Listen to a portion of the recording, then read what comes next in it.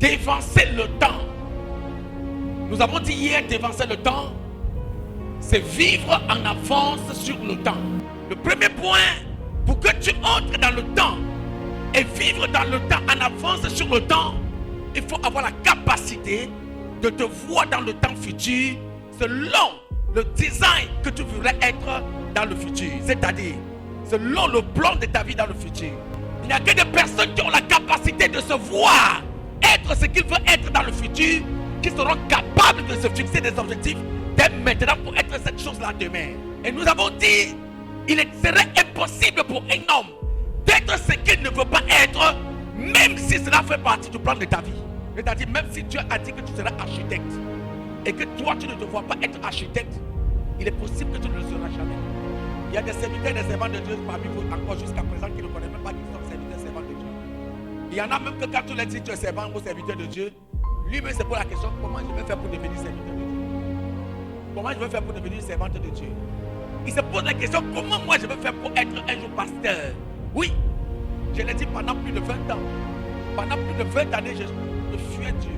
Je pourrais me chasser, je pourrais me pourchasser. Je me dis, comment je vais? Un jour, moi, je prends le micro pour prêcher devant un peu comment ça va se passer. Parce qu'il ne me voyait pas. Mais le jour que j'ai cru, il a fait de moi un apôtre. Si tu veux dévancer le temps de ta destinée, il est primordial pour toi dès maintenant de commencer à te voir dans l'avenir être ce que tu voudras être demain. Frères et sœurs dans le Seigneur, le fait que tu te vois dans l'avenir être ce que tu veux être te donnera la force et la puissance de pouvoir orienter ta vie selon ta destinée et selon ce que tu dois être demain. Beaucoup d'entre vous font ce qu'ils font aujourd'hui parce qu'ils n'ont pas encore vu leur vie être ce qu'ils doivent être. Quand j'étais jeune, je rêvais de travailler un jour en Belgique. Comme dans mon pays, au Cameroun, il y avait beaucoup d'exportateurs des occasions Belgique, des voitures occasion Belgique. Et nous, on travaillait sur des voitures occasion Belgique. On retapait pour retoucher, pour donner au showroom de revente. Et nous, on avait un rêve. J'avais un ami. À l'époque, on devait avoir 16 ans, 17 ans, 20 ans. Moins de 20 ans. On rêvait un jour aller en Belgique uniquement pour travailler sur les voitures. Uniquement pour travailler dans les garages.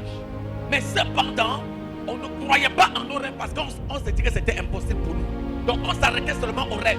On veut. Mais on ne s'est jamais orienté en fonction de ce qu'on voulait être jusqu'à ce que je suis devenu voyageur. Et quand je suis devenu voyageur, au lieu de m'orienter selon mon rêve, je me suis orienté selon le monde. Frère, Dieu te permet parfois de passer par des dérouts afin de tirer sa gloire sur ta vie. Le peuple d'Israël n'était pas obligé de passer par la mer Rouge. Mais la Bible déclare que Dieu va le faire un détour afin de passer, afin d'être bloqué devant la mer, et ici sa gloire va s'exploser. Parfois Dieu te fait passer par des mauvais, par des chemins tortueux afin que sa gloire soit révélée sur ta vie. C'est pourquoi je vais te dire, le fait que tu sois en Tunisie aussi, c'est parce que Dieu veut tirer sa gloire dedans. Donc si tu veux que Dieu, si tu veux entrer dans ta destinée, ne t'inquiète pas de ce que tu sois là. Il y a une réponse pour chaque question. Il y a une réponse pour chaque question. La question que tu te poses là, il y a une réponse quelque part. La situation que tu vis là, il y a une solution déjà prévue par l'Éternel des armées. Sinon moi je fais quoi en Tunisie? Je le dis et je le dis toujours et je le dirai. Je suis né voyageur. Mon nom c'est Denkola en faisant le tour du monde. Et c'est comme ça que ma vie a été voyager. J'ai souvent l'habitude de dire à mes enfants, le voyage n'est pas un problème pour moi. Alléluia. Donc quand je vois des personnes se casser, se tuer parce qu'ils veulent voyager, ça me fait de la peine. Mais Dieu veut que je sois ici. C'est là, ma place est ici. Pour l'instant, ta place est ici parmi. Deuxième des choses que nous avons dit hier, nous allons ramener le temps passé au temps. Selon Ecclésiaste 3, verset 15. Ce qui est a déjà été. Ce qui sera a déjà été. Car Dieu ramène déjà encore ce qui est déjà passé. Donc présentement, hier, nous avons ramené des choses que nous avons ratées hier, que nous avons échoué hier dans le présent, afin de les posséder pour entrer dans le futur. Écoute-moi bien aimé, si tu veux répartir ta vie, tu ne peux pas continuer en ignorant des échecs. Il faut d'abord corriger tes échecs afin de posséder le futur. Et nous voulons dévancer le temps. Si on veut dévancer le temps, il faut d'abord ramener le temps passé en notre faveur pour poser les fondements actuels afin d'entrer dans le futur. Et c'est ce que nous avons fait hier. Mais aujourd'hui, maintenant, on va dévancer le temps. Lisons Ephésiens 5, versets 15 à 17 rapidement. Prenez donc garde de vous. Prenez donc garde de vous. Conduisez avec circonspection. Conduisez-vous avec circonspection. Non comme des insensés, Non comme des insensés, mais comme des sages. comme des sages. Rachetez le temps. Dis avec moi, rachetez le temps. Non, je n'ai pas compris. Dis rachetez le temps. Qui a déjà vu le temps? Peux-tu me donner la couleur du temps? Peux-tu me dire la taille? Peux-tu me dire si elle est, si elle est rouge, si elle est bleue, si elle est noire? Mais cependant, la parole de Dieu déclare quoi? Conduisez-vous avec circonspection. Qu'est-ce que veut dire circonspection? Conduisez-vous avec beaucoup d'attention, avec beaucoup d'ardeur. Conduisez-vous pas comme des insensés, mais comme des personnes averties, comme des enfants de Dieu. Alléluia.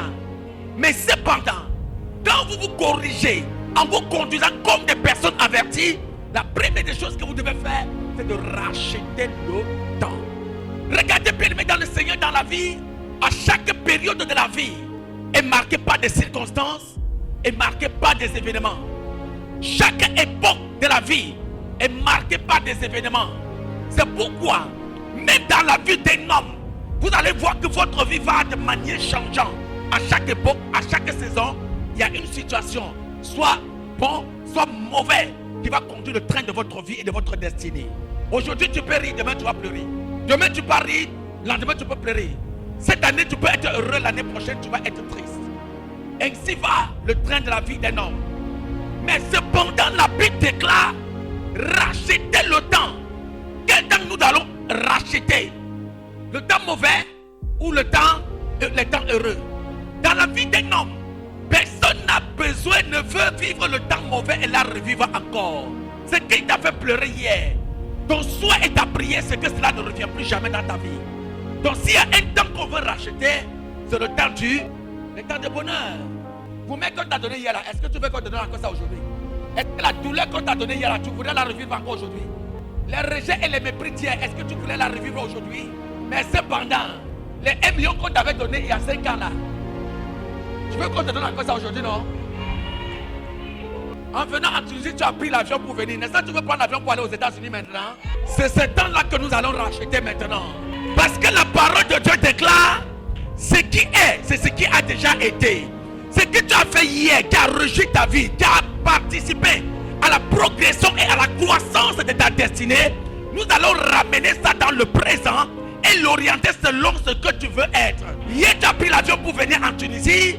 Aujourd'hui, tu vas prendre l'avion pour aller à la terre de ta distinction, à la terre de ton élévation, là où Dieu veut t'établir.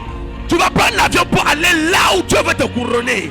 Je répète, ce qui est passé, on va racheter le temps. Le temps maintenant qu'on va racheter doit nous projeter dans le futur. On rachète le temps actuel pour dévancer le lendemain. Quand tu veux voyager, qu'est-ce que tu fais? La première des choses, tu fais le passeport, non? Si tu n'as pas établi un passeport, tu ne peux pas voyager. Après le passeport, tu demandes un visa. Si tu n'as pas de visa, tu ne peux pas voyager. Après le visa, tu achètes un billet d'avion. Après le billet d'avion, sans le billet d'avion, tu ne peux pas voyager. Donc une personne qui a un passeport, un visa, avec un billet d'avion, il est sûr que la date qui est marquée dans son passeport, en cette date, il va prendre son vol pour aller là où il veut aller. Il en est de même dans le spirituel. Une personne qui veut avancer le temps doit commencer à se préparer dès maintenant pour l'avenir. L'année 2021, je dis à beaucoup d'enfants de Dieu, vous qui avez des projets, commencez à entreprendre. Mais beaucoup ne m'ont pas compris. Jusqu'ici, voilà 2021 qui est fini. 2021 était une année que Dieu nous a dit, c'était une année de challenge et de distinction. En novembre, je vous ai dit, les challenges sont passés. Nous sommes à la période de distinction. Et vous savez ce que nous avons vécu depuis janvier jusqu'à présent. Les challenges, ce n'était pas facile. Hein? Il y a les jours que moi-même, votre père, j'ai voulu m'abandonner. J'ai dit à Dieu, je ne peux plus. Mais c'est le temps de la distinction maintenant. C'est pourquoi vous allez voir. Regardez bien autour de vous. Vous allez voir que l'atmosphère est déjà changée. L'atmosphère est favorable pour toi. Le temps est favorable pour toi. Je dis le temps est favorable pour toi. C'est pourquoi je vais dire à un enfant de Dieu, ce que tu veux être en 2022, commence à t'entreprendre dès maintenant. Commence à t'orienter dès maintenant. Tu veux voyager, commence à préparer ton voyage maintenant. Je dis, commence à le préparer dès maintenant. Si c'est le mariage que tu veux entrer, commence à te préparer maintenant. Parce que le mari là viendra. Où qu'il soit, il viendra. Dieu l'amènera jusqu'à toi. Sur ma parole, je le déclare sur ta vie. Je le déclare sur ta... Si c'est un problème d'enfantement, je te le dis, je le déclare. Il est écrit, les enfants de la délaissée seront plus nombreux que celle qui est mariée. Les enfants de la stérile seront plus nombreux que celle qui est... Écoutez, quand je lisais cette parole, je posais la question, mais Seigneur, comment peux-tu dire les enfants de la stérile seront plus nombreux que celle qui est mariée? Ça sent bizarre, non? Lui, Dieu, il dit les enfants de la stérile. La stérile, c'est une femme qui donne les enfants, elle ne peut pas enfanter. Et maintenant, toi, Dieu te dit, les enfants de la stérile seront plus nombreux que celle qui est mariée. Ça veut dire que celle qui est les entrailles fertiles. Quel mystère est caché derrière? Regardez le cas de Sarah, bien-aimée dans le Seigneur. La Bible déclare que Sarah était stérile. Elle était stérile, je répète et je répète encore. Elle était stérile. Mais cependant, Dieu va dire à son mari, de l'union avec Sarah, je susciterai des nations. Ils seront plus nombreux que les étoiles dans les cieux, que le sable sur la terre. Oh, quelqu'un n'a pas compris. Et des entrailles de Sarah, il a donné seulement un seul fils, au nom d'Isaac. Et depuis Isaac jusqu'à nos jours, on parle des fils d'Abraham. Je suis le fils d'Abraham. Tu es le fils d'Abraham. Tu es connecté à l'alliance abrahamique. Est-ce que parle à quelqu'un? Si tes amis sont mariés, ce n'est pas ton problème. Tes voisins sont mariés, ce n'est pas ton problème. Même si tes petits soeurs sont mariés, il n'y a pas de problème. Mais ce qui est sur ton temps arrive. Ton temps arrive à Rabo Sakara. Je dis ton temps arrive. Ton temps. Ton temps. Dans le cas d'Abraham, Sarah, quand Abraham a attendu fatigué, il a pris Agar pour enfanter Ismaël. Et Dieu a dit à Abraham, je ne t'ai pas demandé de m'aider à accomplir ma grâce sur ta vie. Je ne t'ai pas demandé de m'aider à accomplir ma promesse sur ta vie. Beaucoup d'entre vous veulent aider Dieu à accomplir sa promesse sur leur vie. Vous voulez dévancer le temps à votre manière. Frère, tu ne peux pas dévancer le temps selon ta manière. Celui qui a dit tu es béni, t'a déjà béni. Je te le dis encore, il t'a déjà béni. Regardez dans nos villages, on ne prend pas n'importe quelle sémence pour mettre dans n'importe quelle terre. Chaque sémence correspond à chaque terre. Et chaque terre où on met une sémence qui est correspondant en elle produira des fruits à la gloire de Dieu. Tu es en Tunisie, tu veux te marier. Tu es sûr que c'est en Tunisie que tu vas te marier. Toi, tu veux aller en Benghazi avant de te marier là-bas. Tu es sûr que c'est là-bas que Dieu veut que tu te maries. Voilà ma maman là qui est venue en Tunisie. Dans son pays, elle pouvait dire Seigneur, je veux me marier. Seigneur, j'ai hâte de grandir, j'ai hâte de vieillir, je veux me marier. Dieu la regarde depuis des années. Et le monsieur là, il était là, il tournait à gauche, à droite. Il tournait à gauche, à droite. Dieu le regardait, Dieu la regardait. Quand le jour est arrivé, Dieu a donné passeport. Il a donné visa. Il a donné billet d'avion. Et Dieu a dit, va le trouver là-bas. Dieu a dit quoi? Va le trouver là-bas. Tu es une sémence qui doit produire en Tunisie. C'est là-bas que tu vas te marier. Tu es une sémence qui doit produire en Tunisie. C'est en Tunisie que tu vas te... Ce n'est pas en Côte d'Ivoire, ce n'est pas au Cameroun, ce n'est pas au Congo, ce n'est pas au Ghana, ce n'est pas au Bénin, ce n'est pas au Mali. J'ai dit c'est en Tunisie. Ne vous forcez pas à entrer dans la destinée des gens. Ne vous forcez pas à vivre la vie des autres. Ta vie c'est ta vie. Ton temps c'est ton temps. Ta saison c'est ta saison. Bien-aimé, le jour que tes amis se mariaient, qui était présent? Observons, voir ceux qui seront présents à ton mariage. Et c'est comme ça que Dieu opère dans la vie de ses enfants. Tu veux dévancer le temps, il faut d'abord racheter le temps. Maintenant on poursuit, vous allez comprendre comment on va racheter le temps. Rachetez le temps, car les jours sont mauvais. Quoi? Rachetez le temps, car les jours sont mauvais. C'est pourquoi ne soyez pas soyez pas inconsidérés. Mais comprenez quelle est la volonté du Seigneur. Répète encore. Mais comprenez. Mais comprenez quelle est la volonté du Seigneur. Répète encore. Mais comprenez quelle est la volonté du Seigneur. Comment quelqu'un qui ne comprend pas la volonté de Dieu va racheter le temps? Une personne qui ne connaît pas sa personnalité, c'est-à-dire qui ne connaît pas ton identité, ne peut jamais prévoir des choses à venir.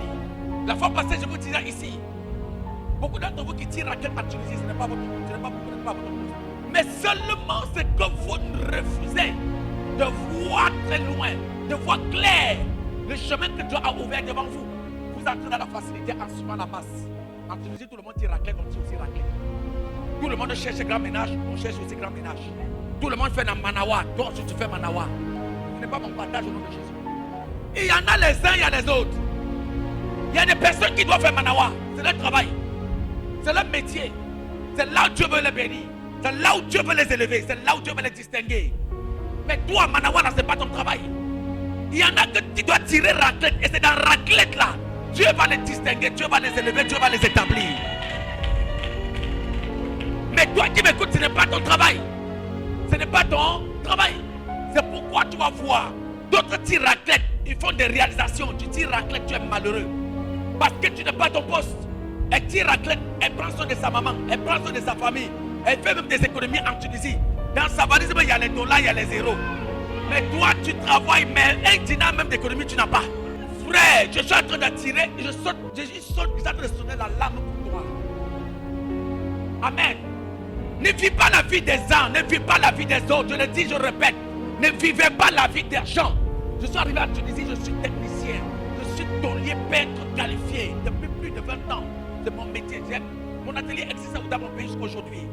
Quand je suis arrivé à Tunisie, je ne suis pas venu pour travailler. Je ne suis pas venu faire ma je ne suis même pas venu en aventure. Je suis venu faire mes affaires et partir. Les faux affaires que vous connaissez là. Alléluia. Arrivé à Tunisie, Dieu me dit, il est temps.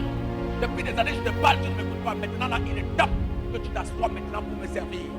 Quand j'ai commencé à servir Dieu, j'ai dit, ok, on ne peut pas faire servir Dieu et être dans le monde en même temps. Je me suis détaché du monde pour être au service de Dieu. Je suis allé commencer le travail au garage. Arrivé au garage, j'ai travaillé pendant 1 ou 2 mois avec le monsieur. Il commence à me dire, je dois travailler les dimanches, même les jours de culte. Je dis, mon ami, tu as échoué. Tu es en Tunisie là, c'est pas pour faire manœuvre, c'est pas pour faire travail là. C'est à cause de Jésus, je suis là. J'ai abandonné ça jusqu'aujourd'hui. J'ai abandonné ça jusqu'aujourd'hui. Je n'ai plus jamais travaillé pour un Tunisien. Mais c'est parce que je connais qui je suis. Toi, tu n'es pas moi. Je parle de mon histoire. Quelle est ton histoire? Est-ce que tu sais ce que Dieu veut de toi? L'Éternel, Dieu m'a dit, travaille là, ça s'arrête comme ça pour toi. Consacre-toi à mon œuvre, je prendrai soin de toi. Et il a pris soin de moi jusqu'à nos jours. Tu veux racheter le temps? Il faut d'abord connaître ton identité. Qui es-tu? On connaît ton nom, on connaît ton âge, on sait d'où tu sors, tu viens. Mais personnellement, qui es-tu? Moi, je suis apôtre. Toi, tu es quoi? C'est ça qui est la question de ton identité, c'est ça que je parle. Je suis apôtre, mais toi, tu es quoi? Quelle est ton identité? Tu veux racheter le temps. Mais le temps que tu vas racheter là, c'est pour devenir quoi? C'est pour aller où? C'est pour entrer où? Pour suivre la masse. Parce que d'autres vont vouloir acheter le temps pour dire, Seigneur, après l'hiver, l'été qui vient là, je dois entrer dans l'eau pour arriver en Europe. Dieu ne peut pas t'accorder ça. Sauf si ça fait partie de ta destinée. Parce que les voies de Dieu sont insondables. Voyager par l'eau, c'est une autre voie de voyage. Mais seulement les conditions par lesquelles vous voyagez là, c'est ça qui est suicidaire. C'est ça qui devient un crime. On gonfle le plastique, vous entrez dedans, 100 personnes, 50 personnes. Voilà, mais ça c'est le souci. Tu es un enfant de Dieu. Là-bas, ce n'est pas ton partage. Si tu n'as pas d'espoir, moi je te le dis, toi seulement, l'Éternel est capable d'ouvrir une porte là où il n'y a pas de porte pour toi. Même dans le désert, l'Éternel est capable d'ouvrir une porte où là où personne ne peut ouvrir. Il est capable de te surprendre. Écoutez, Église, il y avait l'une de mes filles ici, elle était même là dimanche passé. Je l'avais dit, Dieu va te visiter par une connaissance lointaine que tu avais perdue depuis. Et après quelques mois, son papa, qu'elle n'a pas connu depuis l'enfance, l'a appelé depuis les États-Unis. Elle a grandi sans connaître son papa. Après quelques mois, sa maman l'appelle du numéro des États-Unis. Elle dit, appelle ce numéro. Elle dit, maman, c'est qui? C'est ton papa, appelle. Présentement, elle a en train de faire les papiers. Elle m'a appelé l'autre jour, elle m'a dit, papa, j'ai fait l'exonération, je ne sais même pas, blablabla, qu'est-ce qu'elle est en train de faire? Mais je l'avais dit ça depuis longtemps. Il y aura une visitation que tu as perdue depuis longtemps. Tu es capable de te susciter des personnes comme ça. Mais c'est pas à quelqu'un. Ça n'arrive pas seulement aux autres, ça peut arriver aussi. Colossiens 4, 5 à 6. Vous qui n'aimez pas payer le prix là, le mot racheter vient du mot rachat. Le mot rachat, ça veut dire payer un prix pour quelque chose. Le mot rachat ici détermine plusieurs éléments. On peut racheter quelque chose par le temps. On peut par le sacrifice. Un sacrifice à Dieu. On peut racheter quelque chose en se sacrifiant soi-même pour obtenir ce qu'on veut obtenir. Mais beaucoup d'entre vous veulent obtenir des choses mais ne veulent pas se sacrifier. Mais beaucoup d'entre vous veulent obtenir mais ne veulent pas payer le prix. Ils ne veulent pas se sacrifier. Tout ce que tu veux dans ta vie passera par un sacrifice. Qui ne travaille pas dans cette nation et qui mange, me lève le doigt. Reste à la maison, tu dors. Tu vas devenir escroc. Reste à la maison, tu dors. Tu vas devenir mendiant. J'en connais plein. Ils ne veulent pas travailler. Ils veulent vivre la vie des autres. Même dans le corps pastoral, on le trouve. Ils sont obligés de venir dire tous les jours, ma fille, Dieu m'a dit, il faut m'apporter une offrande de 5000 dinars pour que tu es avec moi escroc. Tu n'as pas dit fort. Toute personne qui te donne prophétie et qui te demande de l'argent, c'est un escroc. Je dis encore, tout homme de Dieu qui te donne prophétie et qui te réclame de l'argent, c'est un escroc. Dieu n'a lui pas parlé. Il parle de lui-même. Dieu m'a dit, Dieu m'a dit, Dieu m'a dit, Dieu, il a vu Dieu. Donnez-moi une prophétie dans la Bible où Dieu demande de l'argent. Donnez-moi une seule prophétie dans la Bible où Dieu demande l'argent à quelqu'un. Mais cependant, il y a le prix à payer. Il y a le prix à... Il y a le prix à... Le premier prix à payer, c'est de te sacrifier toi-même pour ce que tu veux être demain. Oriente-toi selon ta destinée. Marche selon celle. Ne te détourne ni à gauche ni à droite. C'est ainsi que tu réussiras. Frères et sœurs dans le Seigneur, il y a des personnes qui m'écoutent aujourd'hui, qui chaque année, ils formulent au moins 10 prières à Dieu. Première prière, après 2 mois, ça n'a pas marché, tu changes. 2 mois après, tu changes. 3 mois après, tu changes. Quand tu es comme ça, tu es variant devant Dieu. Dieu te connaît. Parce que tu ne sais pas ce que tu veux. Ma prière est le même jusqu'à aujourd'hui et je ne change pas ma prière. Parce que je sais qu'il m'écoute et il m'exaucera. La requête qui a fait de moi apôtre que je suis aujourd'hui a fait 3 années devant Dieu pour qu'il me réponde. 3 années et j'attendais. Et je sais qu'il va me répondre. On a fait une action prophétique à l'église. Je ramenais encore la même requête. Si tu avais refusé, il faut me dire ça aujourd'hui. Et le même soir, il m'a dit, j'ai refusé. Fais ceci, cherche ma gloire d'abord. Après 3 années. Et j'étais dans la même prière. Et j'ai attendu. Et aujourd'hui, je suis à côté. Alléluia. Voyez-vous qu'il est trop tard pour vous? Non. Le temps de Dieu semble parfois être trop long. Mais ce n'est jamais long. Dieu te dit, attends une année, attends. 2 ans, attends. 3 ans, attends. Il t'a dit d'attendre 10 ans, attends. 10 ans, ce n'est pas beaucoup. Il y a une fille qui s'est mariée, elle a dit qu'elle a vécu chasteté pendant 10 ans. Pendant les ans, tous les 10 années, elle avait dit à Dieu depuis que tant que tu ne me donnes pas un mari, personne ne touchera plus jamais à mon corps. Pendant 10 années, elle restait dans sa prière. Elle est restée fixée. 10 années après, Dieu est parti dans une nation toucher le cœur d'un homme de venir en Tunisie pour un travail. L'homme là arrivé à Tunisie, le même jour rencontrer la fille là, et le même jour le gars dit, je vais t'amener avec moi. Il a fiancé la fille avant de partir. Quand il est revenu, il a épousé la fille, ils sont partis aujourd'hui. Elle n'est plus ici. 10 ans après. Mais vous, si Dieu te dit après 10 ans, je vais accomplir tout ce que tu m'as demandé, tu trouves que ces 10 ans c'est beaucoup, non? Ce genre de prophétie est une protection pour ta vie. Parce que si Dieu t'a dit dans 10 ans là, il n'y a pas de problème. Vis sans aller, c'est une garantie de vie. Parce que tant que tu n'as pas vu, tu ne mourras pas. Dieu te dit dans 10 ans, je vais te bénir, je vais te lever. Je vais faire de toi un homme grand dans cette nation. Ça veut dire dans 10 ans là, ta vie est assurée pendant les 10 ans d'abord. Ta vie elle est scellée. Mais toi, tu es pressé. 10 ans là, hey, Seigneur, il faut que ça soit dans un mois. Colossiens dit quoi? Conduisez-vous avec sagesse envers ceux du dehors. Conduisez-vous avec sagesse envers ceux du dehors. Lisez Genèse 22 à partir du premier verset. Après ces choses, Dieu mit Abraham à l'épreuve et lui lui dit, Abraham. Et il répondit, me voici. Dieu dit, prends ton fils, ton unique, celui que tu aimes, Isaac, va-t'en au pays de Morija, et là offre-le en holocauste sur l'une des montagnes que je te dirai. Abraham se leva de bon matin, sella son âne, et prit avec lui 2 serviteurs et son fils Isaac. Il fendit du bois pour l'holocauste et partit pour aller au lieu que Dieu lui avait dit. Le 3e jour, Abraham, levant les yeux, vit le lieu de loin. Et Abraham dit à ses serviteurs, restez ici avec l'âne. Moi et le jeune homme, nous irons jusque-là pour adorer et nous reviendrons après. Abraham dit à ses serviteurs, oui, restez ici avec l'âne. Restez ici avec l'âne. Moi et le jeune homme, nous irons jusque-là. Nous irons jusque-là pour adorer. Et nous reviendrons auprès de vous. Qui a dit à ses serviteurs de rester là? Pourquoi Abraham est sorti de chez lui? Il a pris Isaac, il a pris l'agneau, il a pris le bois avec lequel il va offrir l'holocauste. Mais il arrive à un certain niveau, il demande à ses serviteurs, restez là. Moi et Isaac, on ira offrir l'holocauste et on reviendra vers vous. Quand Abraham quitte de sa maison, il ne dit pas à ses serviteurs ce qu'il va faire. Malgré qu'il prend le bois, il prend Isaac avec lui. C'est pourquoi vous allez voir, Isaac arrive à bout de rue, il demande, papa, nous avons le bois, nous avons le feu. Mais où est l'holocauste?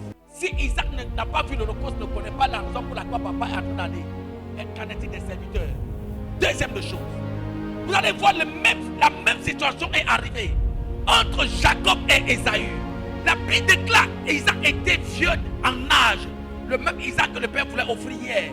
Il est vieux en âge, il est là, l'âge est déjà avancé, il sent la mort venir.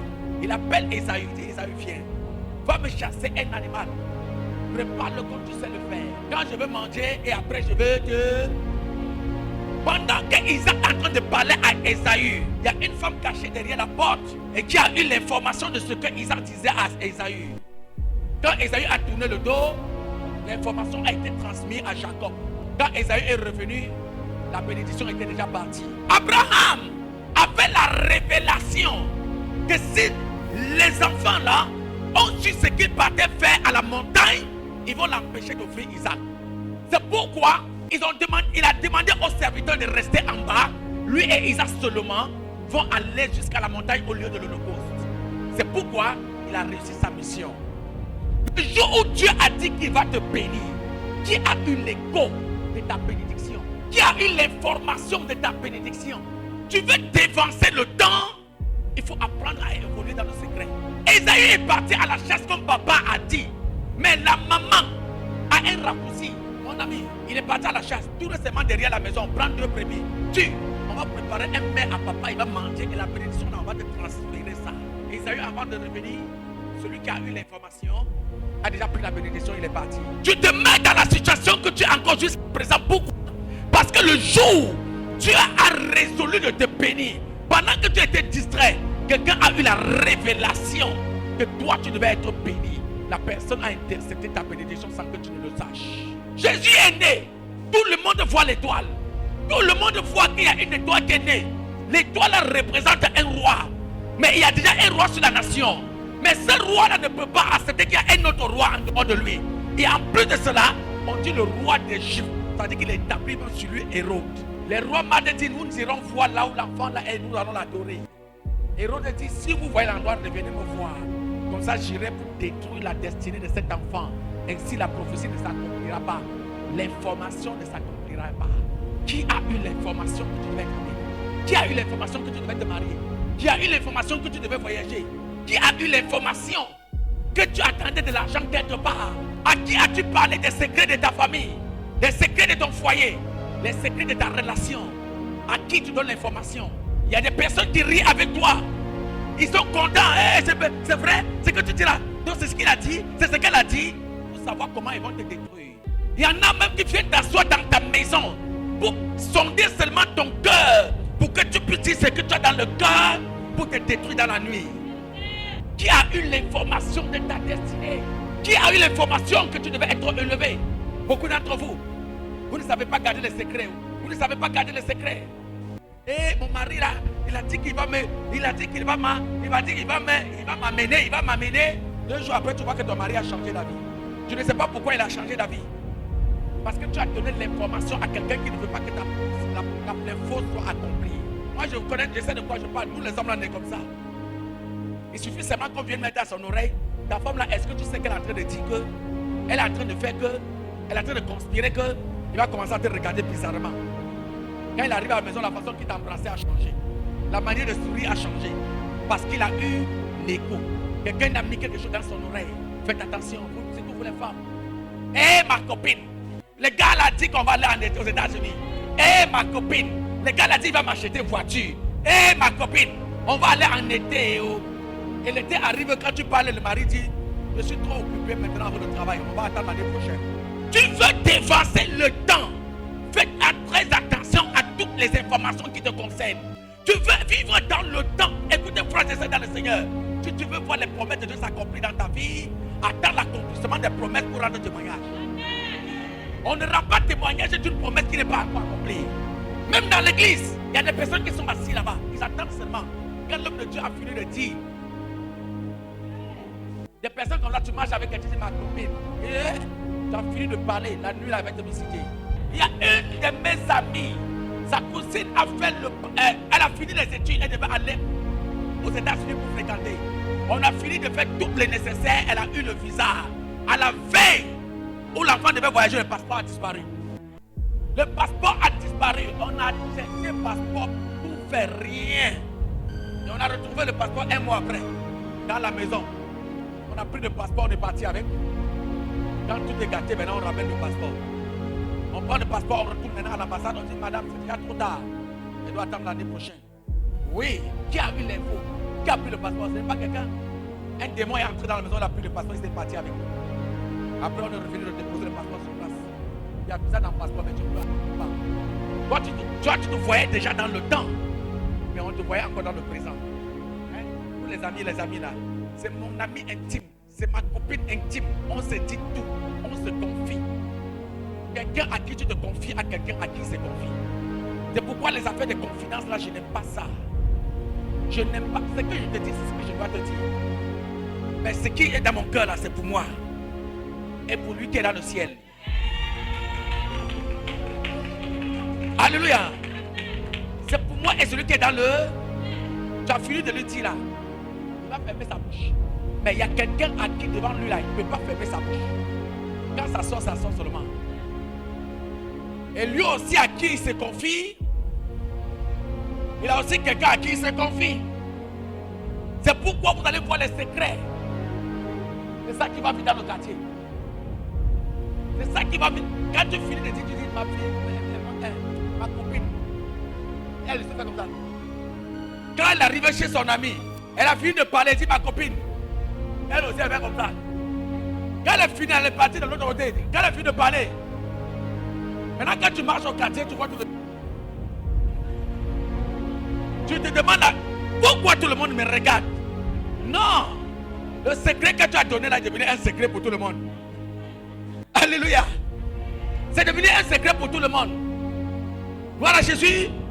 C'est pourquoi faites attention à ce que vous appelez secret. Devant Dieu, il n'y a pas de secret. Les secrets, c'est pour les hommes. Troisième chose, on avance. Abraham prit le bois pour l'holocauste. Oui. Le chargea sur son fils Isaac. Il chargea sur son fils Isaac. Et porta dans sa main le feu et le couteau. Je suis racheté le temps. Alléluia. Le rachat, frères et sœurs, dans le Seigneur, nous avons parlé du sacrifice personnel. Qui est le fait de se sacrifier soi-même pour atteindre un but. Maintenant, il y a un deuxième sacrifice que tu dois faire. Perdre quelque chose. Donc, imagine, un enfant que tu as attendu pendant 80 ans, 80 ans. Et moi, je viens chez toi et dis, ma fille, pour que Dieu te bénisse, pour que Dieu te lève, il faut donner cet enfant-là ici, on va le gorger. C'est que tu as attendu pendant des années. Tu as obtenu. Et tu dis, apporte ça devant l'autel de Dieu. On va sacrifier ça à Dieu. Tu vas donner. Tu as demandé à ton frère qui est en Europe, j'ai besoin de 5 000 euros pour commencer un commerce. Tu as pris les 5 000 euros, tu as construit ton projet, tu as déposé tous tes prêts. Tu viens à l'église, l'homme de Dieu te dit, ma fille, Dieu me dit dans ta maison, il y a 5 000 euros cachés quelque part. Prends les 5 000 là, viens déposer sur l'autel. Et je vais prier pour toi. Tu vas donner. Je réponds la question, est-ce que tu vas donner? Tant que tu n'as pas payé un prix glorieux dans la maison de Dieu, dans la présence de Dieu, tu ne peux pas dévancer le temps. Abraham a donné Isaac, son bien le plus précieux, pour posséder la nation jusqu'à la génération présente. Les grands challenges sont précédés. Je dis encore, sont précédés par des... Non, qu'est-ce que je veux dire? Les grands sacrifices sont précédés par des challenges qui te projettent à une destinée glorieuse. Quelle est la taille de tes challenges? Quelle est la taille de tes difficultés que tu vis?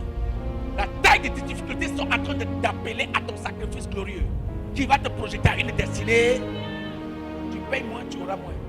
C'est pourquoi quand Marie de Magdala est entrée dans la maison de Lazare trouver Jésus, elle a pris ses cheveux pour essuyer les pieds de Jésus. Après avoir lavé ses pieds avec ses larmes, elle a pris le parfum albacrate. C'est-à-dire, on dit ce parfum là, à l'époque, c'était le parfum le plus coûteux pour essuyer les pieds de Jésus. Tout le monde dans la maison a commencé à murmurer. Même Judas qui était après aux côtés de Jésus, on aurait pu vendre ce parfum pour donner aux pauvres. Parce que c'est un parfum le plus coûteux. Alléluia.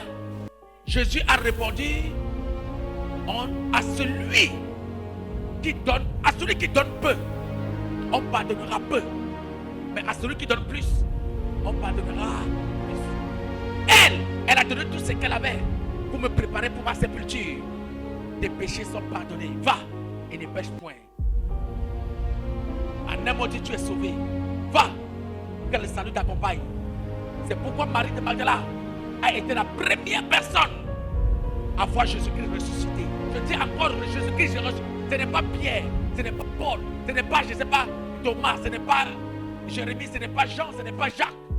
C'est Marie de Magdala qui a été purifiée, la toute première personne à voir Jésus ressuscité à cause du degré de la foi qu'elle avait envers Jésus. À prier, à sacrifier quelque chose dans la présence de Dieu pour obtenir ce que vous voulez obtenir. C'est-à-dire le roi de Moab, il voyant qu'il était en train de perdre la bataille, il voyait que l'adversité était en train de le submerger. L'ennemi avait pris le contrôle de sa destinée. Il ne pouvait plus s'en sortir de là où il était. Il voyait que sa perte était imminente. Il n'y avait rien d'autre à faire. Il voyait que c'est fini pour lui. Ce qu'il va faire, il prit avec lui 700 hommes. Il prit combien d'hommes? 700 hommes. Non, écoutez-moi. Il a pris combien d'hommes? Il a pris avec lui 700 hommes. Pour faire quoi? Tirant l'épée pour se frayer un passage. 700 hommes d'épée. Pour qu'on puisse le protéger, afin qu'il puisse avoir un passage pour arriver jusqu'au roi des Dômes. Jusqu'au roi des Dômes. Mais il ne put pas. Il ne put pas. Un homme qui veut sacrifier 700 hommes uniquement pour atteindre un objectif. Mais la parole de Dieu déclare, il ne put pas. Malgré qu'il a pris 700 hommes pour se protéger, pour se faire un chemin, il a pris 700 soldats pendant une bataille, pendant une guerre. Mais il est impossible pour lui d'atteindre sa cible, d'atteindre sa destinée. Qu'est-ce qu'il va faire? Verset 27. Il prit alors son fils premier-né. Il a pris qui? Son fils premier-né. Son fils premier. Qu'est-ce qu'il va faire de lui? Qui devait régner à sa place. Un fils héritier. Ça veut dire qu'après lui, c'est le fils qui devait hériter à sa place. C'est son héritier. Donc c'est un prince. Il va le prendre. Et il l'offrit en holocauste sur la muraille. Il a fait quoi? Il l'offrit en holocauste sur il la muraille. Il offrit en quoi? Que veut dire offrir en holocauste? Ça veut dire qu'il a sacrifié son héritier devant la muraille en face de l'ennemi. Qu'est-ce qui va se passer? Et une grande indignation. Une grande indignation va s'emparer de l'ennemi. Et ils vont se disperser. Ils vont rentrer à la maison. Et le peuple est sauvé. Lui, le roi de Moab, est sauvé. Et la guerre s'est terminée par le sacrifice du fils héritier. Frères et sœurs dans le Seigneur, même dans ce sacrifice-là, Dieu accorde et Dieu exauce. Un homme qui prend son fils héritier, son enfant, il l'offrit sur un mur pour que le peuple tout entier soit sauvé. Mais ça, Dieu a exaucé. Dieu a exaucé. Dieu a écouté ça, son sacrifice, et Dieu a arrêté la guerre. Frères et sœurs dans le Seigneur, c'est pourquoi vous allez voir Les marabouts, ils égorgent des coqs, ils égorgent des moutons, ils égorgent tout ce qu'ils égorgent. Et ils font des incantations. Et les incantations ont le pouvoir sur vous. Ne jouez pas avec le pouvoir du sang. Église, ne jouez pas avec la puissance du sang. Même le sang des boucs, même le sang des animaux. Si tu n'as pas le sang de Jésus-Christ sur ta tête, le marabout qui offre un corps, un poussin sur un autel diabolique aura l'autorité sur toi. Il aura le pouvoir sur toi. Si le sang de l'agneau n'est pas sur ta tête, je répète encore, il offre. Regardez un roi, un fils héritier. Le monsieur là n'a pas eu, c'est-à-dire il ne s'est même pas indigné. Il a pris l'enfant, l'a déposé sur le mur, il a égorgé. Et Dieu a arrêté la guerre. Et quand on vous demande, vous dites non, moi je n'ai pas besoin de. J'ai Jésus-Christ avec moi. Tu dors, tu rompes. Prier, même tu ne peux pas prier. On dit apporte ton offrande dans la maison de Dieu. Même ta dîme, même tu ne donnes pas. Parce que la dîme d'un enfant de Dieu le protège contre la mort. La dîme d'un enfant de Dieu le protège contre la mort. Je dis encore contre la mort. C'est pourquoi Malachie dit ceci. Vous dites, je dis vous êtes maudits. Et vous dites en quoi sommes-nous maudits? Dans vos dîmes et dans vos offrandes. Dans vos dîmes et dans vos offrandes. La malédiction, c'est la mort. C'est pourquoi on parle le mal. Malédiction. Mal. Mauvaise parole. Qui t'accompagne. Même pour donner ta dîme, sacrifier ta dîme, 10%. Les dîmes, écoutez-moi, tout ce que tu reçois dans ta vie, la 10e partie là, ne t'appartient pas, ça appartient à Dieu. Frères et sœurs dans le Seigneur, la prière est bon, jeûner c'est bon.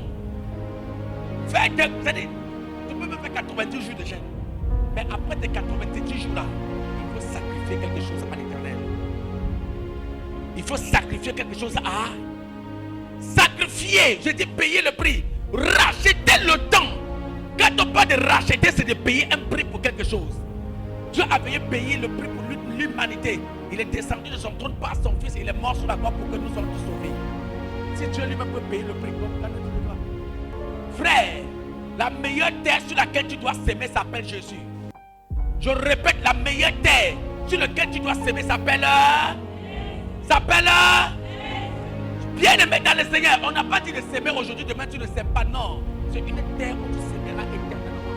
700 hommes n'ont pas pu remplacer le sacrifice. 700 hommes n'ont pas pu remplacer le sacrifice.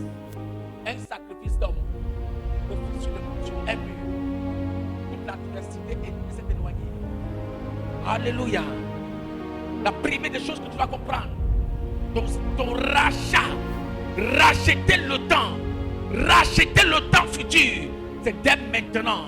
Commence à s'aimer, commence à cultiver, commence à planter. Sacrifie ton temps, sacrifie ton âme, sacrifie ton corps, sacrifie ce que tu as même dans ta main.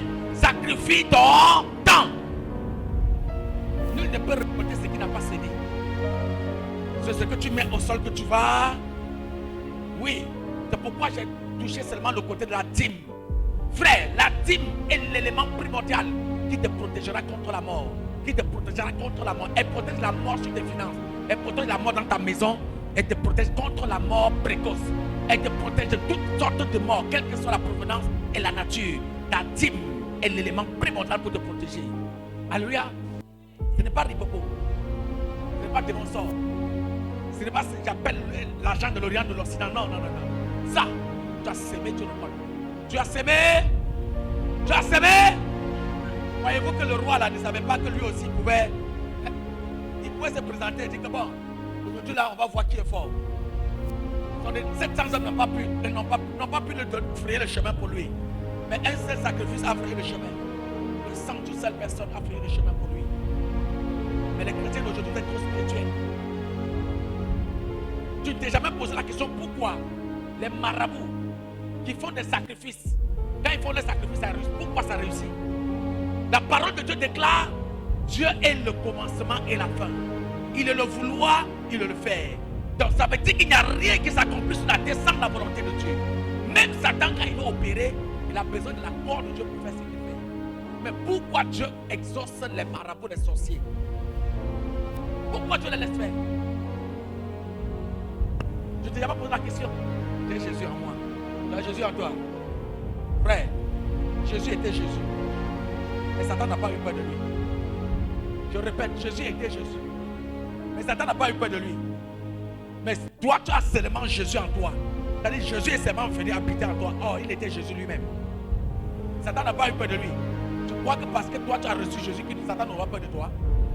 Il n'aura pas peur de toi. Jeûne 90 jours. C'est après 90 jours que tu vas le voir. Jésus a jeûné 40 jours. Satan était où pendant les 40 jours? Une journée, Satan le regarde, dit petit, il faut bien te chauffer. 30 jours, il dit petit, chauffe-toi bien. Quand le gars a fait 40 jours, il dit j'ai maintenant fini. Satan vient dire, tu as fini, hein? Il est écrit, tu ordonneras à cette pierre de devenir le pain. Jésus dit, il est écrit aussi que l'homme ne vivra pas seulement du pain, mais de toute parole qui vient de l'Éternel. Il a dit, ah, tu connais aussi ce verset-là. On va voir. Tu as vu toutes ces nations-là? Ça m'a été donné. Si tu fléchis chez nous devant moi, je te le donnerai. Moi je sais, il est écrit aussi. Tu ne te prosterneras que devant l'Éternel. Que devant l'Éternel. Les gars disent, donc ça aussi tu connais, hein? On va voir. Il le prend, il le met en haut du temple. Il dit, regarde en bas. Il est écrit à ton sujet. Tu te jetteras en bas. Il ordonnera à César de te porter afin que ton pied ne se heurte contre une pierre. Et Jésus a dit, il est écrit aussi, tu ne tenteras point l'Éternel ton Dieu. Alléluia. Pendant ces 3 étapes-là, Satan savait que le monsieur là vient de faire 40 jours de jeûne. Il n'a pas eu peur de son jeûne. Toi, tu ne jeûnes même pas une journée. Quand on dit une journée de jeûne, même ton cœur est déjà gâté. On dit 7 jours de jeûne, ton cœur est gâté. Mais c'est toi qui as Jésus en toi. Satan n'a pas peur de toi. Frère, il n'a pas peur de toi. Il a peur d'une seule chose. Satan a peur de la connaissance. Un homme qui a la connaissance, Satan n'est pas. C'est pourquoi Jésus répliquait. Il lit la parole, Jésus ne répond pas à la parole. Il lit pas la parole, Jésus ne répond pas à la parole. Frère, si Jésus s'était prosterné devant Satan, il a perdu le royaume. Satan avait oublié que Jésus était le pain de la vie. C'est pourquoi il dit transforme la pierre en pain. Il est en train de s'adresser qui au pain même. Car le vrai pain c'est Jésus. Il va dire à Jésus, il est écrit que tu te jettes, des anges te porteront. Le premier ange là c'est qui? C'est Jésus. Car Jésus a dit, la Bible déclare quoi? Il dit à son ange, oh Dieu. Il dit à Dieu, oh Dieu. Le sceptre de ton règne est un sceptre d'éternel. Et ton règne le sceptre de ton règne est un sceptre d'équité. Et ton règne est éternel. Il parle à qui? À Jésus. Le premier ange sur la terre, c'est Jésus. Donc s'il y a un homme qui va porter quelqu'un, c'est Jésus qui va se porter lui-même. Maintenant tu vas dire, tout le règne de la terre n'a pas été donné. Si tu te prenais, qui t'a donné le royaume de la terre? Qui t'a donné? Ça t'a donné par qui? Mais Dieu l'a été où? Mais il était avec lui. Donc si moi je t'ai donné quelque chose, maintenant toi tu maintenant je me procède devant toi pour que tu me redonnes. Si moi je t'ai donné, ça veut dire qu'il y a la capacité de reprendre. Et pourquoi je veux me procéder devant toi pour que tu me donnes? En un mot, c'est la faute. Mais est-ce que toi-même tu as conscience là, que ce qui est à toi, Satan ne peut pas te donner? Parce que vous aimez ça. D'abord, je vois le passage juste aujourd'hui continuer à consulter les marabouts. Tu es maudit. Les marabouts te donnent quoi? C'est toi qui dois donner aux marabouts. Les marabouts ont besoin de toi. Le sorcier a besoin de toi. Les petits jeunes de ton village ont besoin de toi. Maintenant, toi, tu vas le voir. Tu dis, égorge un mouton pour moi, fais sacrifice pour moi. Tu es maudit. Et c'est pas à l'église. On a pour Jésus, on se tient debout.